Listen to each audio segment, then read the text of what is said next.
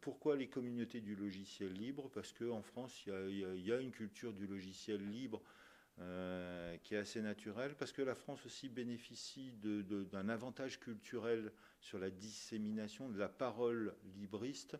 C'est qu'une des personnalités emblématiques du logiciel libre, qui est Richard Stallman, Richard Matthew Stallman a aussi des origines francophones et il parle aussi français très couramment. Donc ça veut dire qu'il est venu très régulièrement et il continue à venir très régulièrement en France communiquer. Donc ça facilite là aussi la dissémination et la diffusion. Puis après, effectivement, comme il y a beaucoup d'informaticiens en France et qu'il y a aussi une culture du partage, parce que ces informaticiens en France, on les a beaucoup retrouvés au départ dans le milieu universitaire.